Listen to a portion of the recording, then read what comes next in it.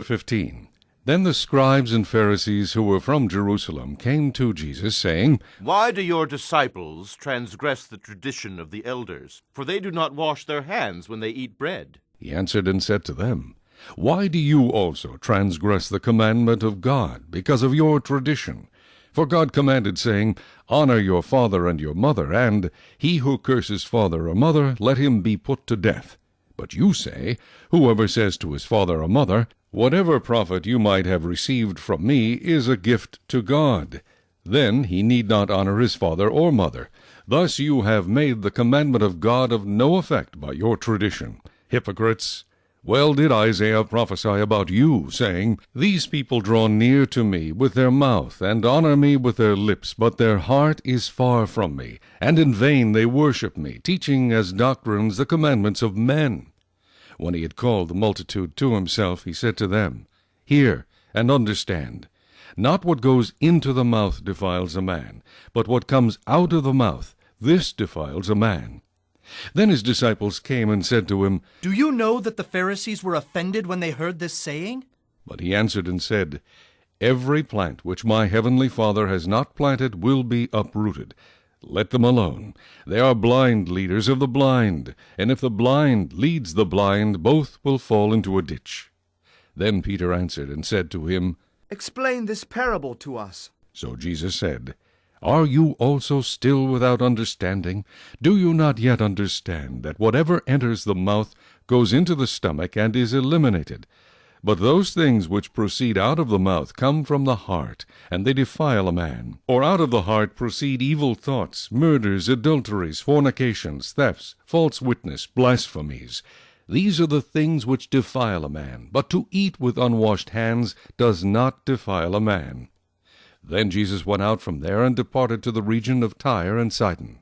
And behold, a woman of Canaan came from that region, and cried out to him, saying, Have mercy on me, O Lord, Son of David. My daughter is severely demon-possessed. But he answered her not a word. And his disciples came and urged him, saying, Send her away, for she cries out after us. But he answered and said, I was not sent except to the lost sheep of the house of Israel. Then she came and worshipped him, saying, Lord, help me. But he answered and said, It is not good to take the children's bread and throw it to the little dogs. And she said, Yes, Lord, yet even the little dogs eat the crumbs which fall from their master's table. Then Jesus answered and said to her, O woman, great is your faith. Let it be to you as you desire. And her daughter was healed from that very hour. Jesus departed from there, skirted the Sea of Galilee, and went up on the mountain and sat down there. Then great multitudes came to him, having with them the lame, blind, mute, maimed, and many others. And they laid them down at Jesus' feet, and he healed them. So the multitude marveled when they saw the mute speaking, the maimed made whole, the lame walking, and the blind seeing, and they glorified the God of Israel.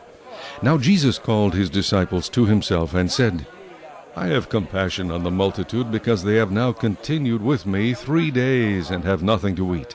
And I do not want to send them away hungry, lest they faint on the way.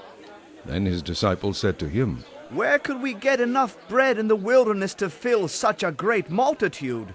Jesus said to them, How many loaves do you have? And they said, 7, and a few little fish. So he commanded the multitude to sit down on the ground, and he took the 7 loaves and the fish, and gave thanks, broke them, and gave them to his disciples. And the disciples gave to the multitude. So they all ate and were filled, and they took up 7 large baskets full of the fragments that were left. Now those who ate were 4,000 men, besides women and children. And he sent away the multitude, got into the boat, and came to the region of Magdala. Chapter